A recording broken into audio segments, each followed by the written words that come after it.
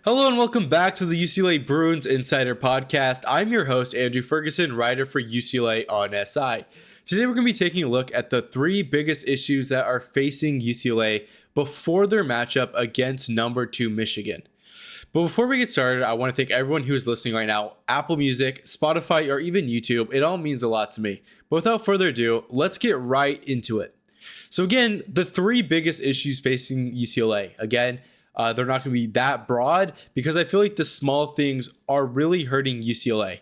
And again, they have an entire week. They're not going to play Michigan until Saturday. So again, they could fix some of these issues before that matchup, but it's also a short time frame. And, the bad habits that UCLA has made to this point of the season are going to be habits that we're going to continue to see.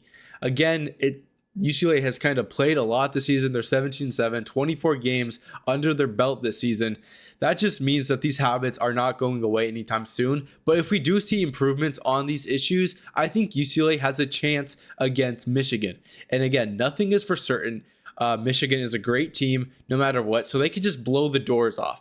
Again, UCLA is, struggling as it stands now. They had a rough game against Washington. Well, they did get a win. A win is a win, of course. But there's still some issues in that game that kind of get you a little scared for that matchup. And again, there's so many factors that kind of go against UCLA in this one. A road game in Michigan against the number 2 team in the country. Not to mention it's a very early game for people on the Pacific time, which UCLA is on.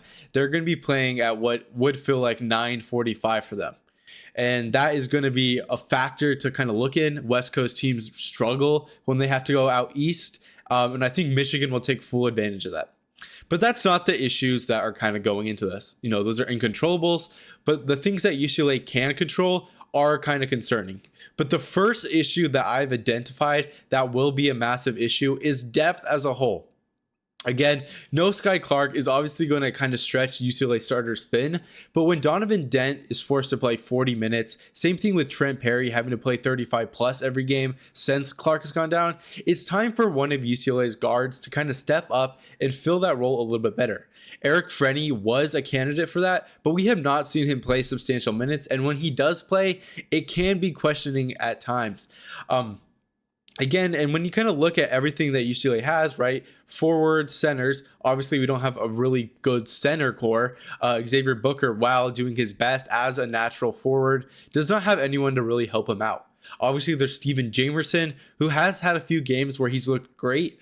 Same thing with Brandon Williams. That 6'8", very physical player that UCLA has relied on to kind of cut down on these much more imposing centers. I think that is great for UCLA. But again, there is just not a player on UCLA right now who is that, does not pose a threat at that center position. Xavier Booker for a little bit did. I mean, he had 24 points, in that, the Rutgers game, which we thought, that was a turning point. But again, following up against, Washington, he had 1 point. He had 7 rebounds, which you can't really complain about. It was more of a defensive showing for him. But again, there was not really a center who UCLA can consistently rely on to kind of get those easy putback layups in the paint, who's going to get 10 rebounds per game, which in itself is a big margin, no doubt about it.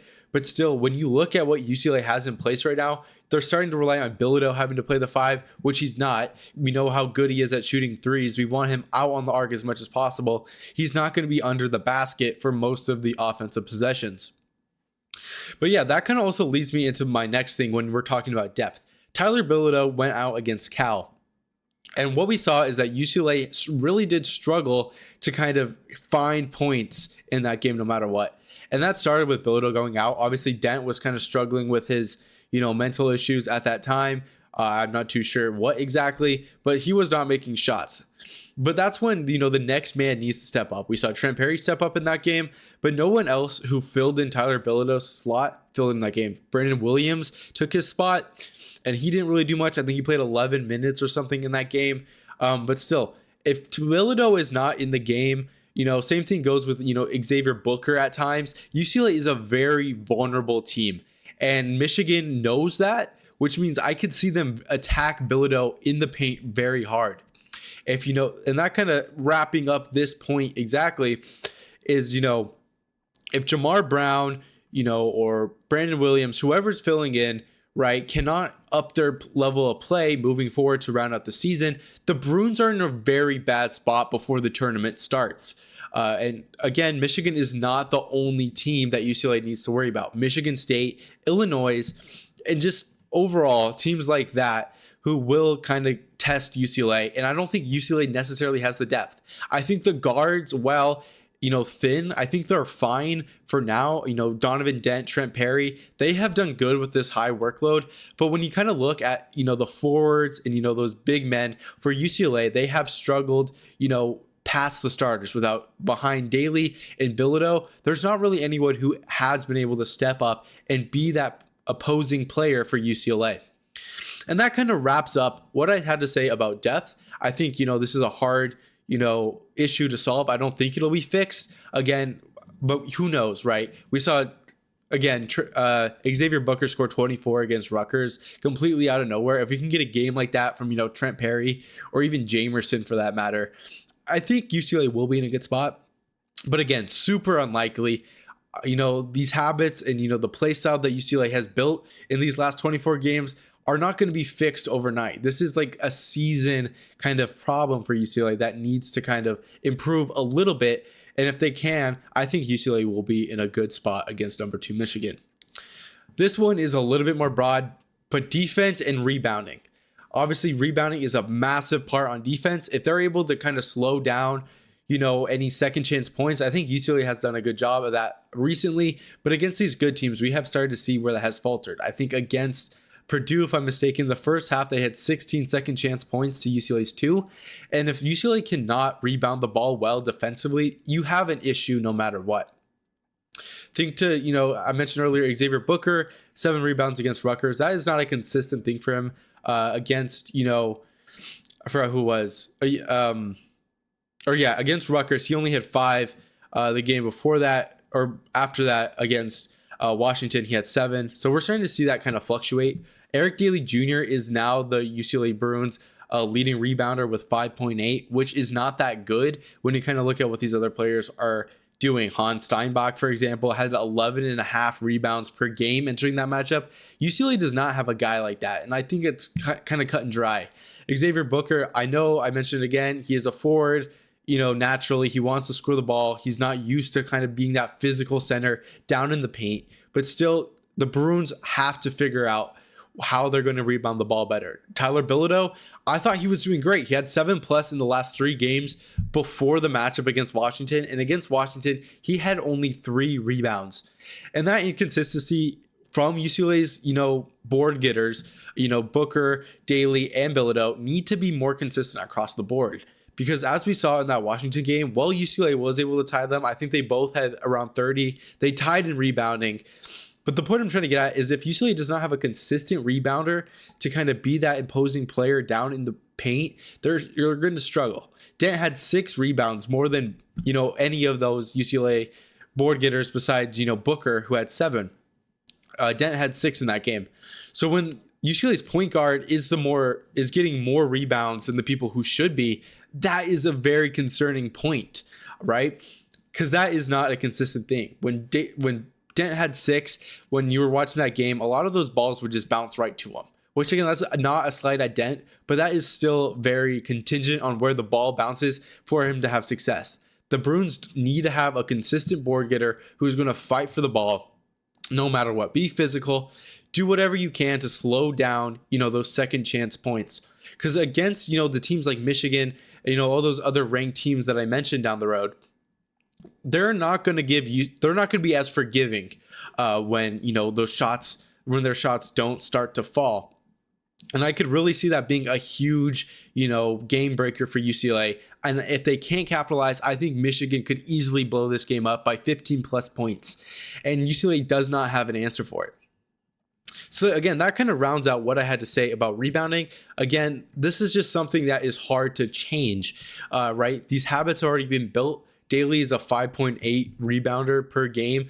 over the season UCLA's leading rebounder. So obviously he didn't get there because of a few bad games, right? Because he's been consistently, mid at rebounding. And honestly, he shouldn't even be the Bruins leading rebounder. We need to see Booker be that guy, but he has not. But to kind of round out the three issues that UCLA needs to fix before Michigan, I think needs to be limiting individual performances. We've seen how UCLA has really struggled against guard play recently. Think back, Indiana, Nick Dorn, he had 26 points. He opened that game up completely in that second half. UCLA had the lead. I think it was 45-40, something around that. And obviously we saw how Indiana was able to completely take over that second half. UCLA was having to play catch up, and that is ultimately because UCLA failed to limit Nick Dorn, a guard for Indiana. And then against, even Rutgers, we saw Caden Powers score 18 points in the first half. While UCLA was able to kind of limit that in the second half, it still opened the game up for Rutgers to kind of have a chance to steal that game. And again, players are going to have a good thing. That is also kind of uncontrollable in a way, but still, UCLA can do things to identify that right away.